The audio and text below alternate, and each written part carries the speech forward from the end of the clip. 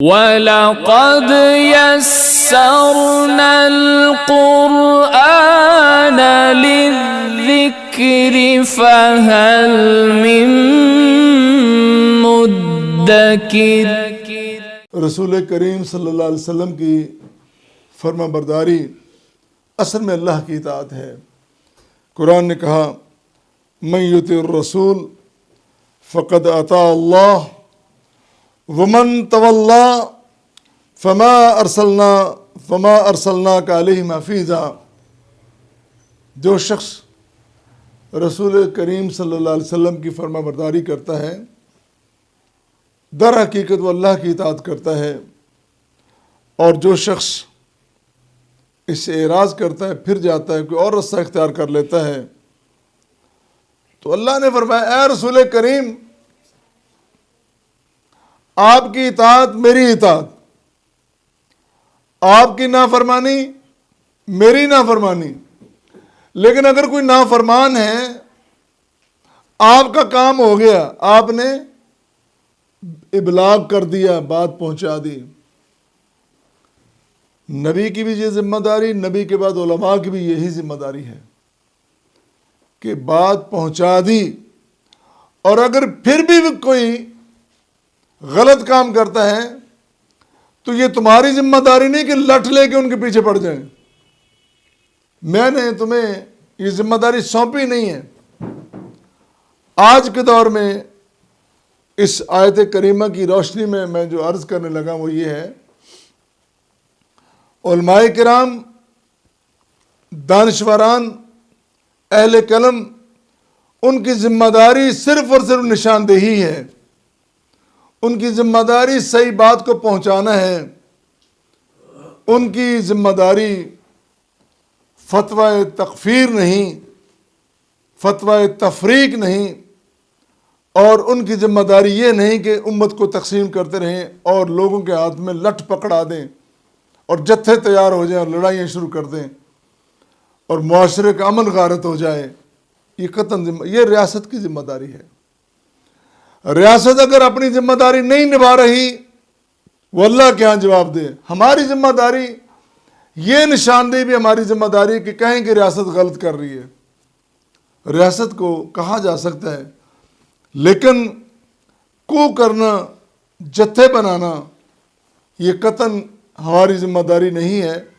اور یہی بات اللہ تعالیٰ نے اپنے رسول کریم صلی اللہ علیہ وسلم کو فرمائی ہے، فما ارسلناک علیہم حفیظا۔ ہم نے آپ کو ان پر حفیظ کا معنی نگران بھی ہے، لٹھ بردار بھی ہے، ہم نے نہیں بنایا۔ حضرت ابو ہریرہ رضی اللہ تعالیٰ عنہ بیان کرتے ہیں کہ نبی کریم صلی اللہ علیہ وسلم نے فرمایا من اطاعنی فقد اطاع اللہ۔ جس شخص نے میری فرما برداری کی اس نے اللہ کی فرما برداری کی ہے۔ ومن عصانی فقد عصى اللہ۔ جس نے میری نافرمانی کی اس نے اللہ کی نافرمانی کی ہے۔ نبی کریم صلی اللہ علیہ وسلم کا واضح طور پر یہ فرمانا کہ اطاعت، قرآن کریم میں ایک اور جگہ بھی ہے جہاں اطاعت اور محبت کا ذکر ہو رہا ہے۔ اللہ کریم فرماتے ہیں اے رسول کریم صلی اللہ علیہ وسلم فرما دیجئے ان کنتم تحبون اللہ فاتبعونی یحببکم اللہ ویغفر لکم ذنوبکم۔ اگر تمہارے دل میں یہ خواہش ہے کہ ہم نے اللہ سے محبت کرنی ہے، اللہ سے تعلق بنانا ہے، کیونکہ اصل ٹارگٹ جتنے مسائل، جتنی شریعت ہے، اس ساری شریعت کا اصل مفہوم یہ ہے، ٹارگٹ یہ ہے کہ اللہ کی رضا حاصل کی جائے، اللہ کی محبت حاصل کی جائے۔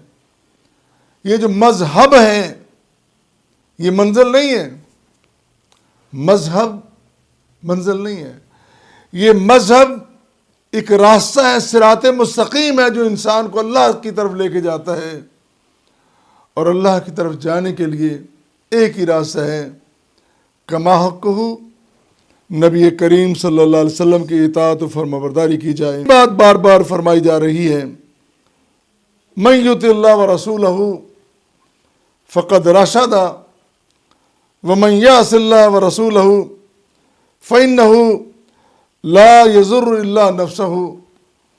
جو شخص اللہ اور اس کے رسول کی اطاعت کرتا ہے، فقد رشدہ، رشدہ کا معنی اس نے ہدایت پائی، اور جو نافرمانی کرتا ہے لا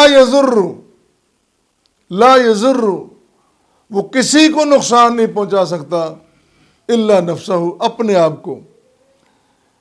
قرآن کریم میں ایک جگہ جب منافقین کا ذکر ہوتا ہے تو قرآن نے کہا یخادعون اللہ والذین آمنوا وما یخدعون الا انفسہم۔ منافقین کی یہ روش ہے کہ وہ اللہ کو اور اللہ کے بندہ کو دھوکہ دینے کی کوشش کرتے ہیں، حقیقت میں وہ اپنے آپ کو دھوکے کی طرف لے کے جا رہے ہیں، اپنے آپ کو نقصان کی طرف لے کے جا رہے ہیں۔ اور یہی بات یہاں بھی فرمائی ہے کہ جو انسان اللہ کے رسول کی نافرمانی کرتا ہے اور اپنی طرف سے کوئی رستہ اختیار کر لیتا ہے، من گھڑ اور خود ساختہ، وہ کسی کا نقصان نہیں کر رہا، وہ اپنا ہی نقصان کر رہا ہے۔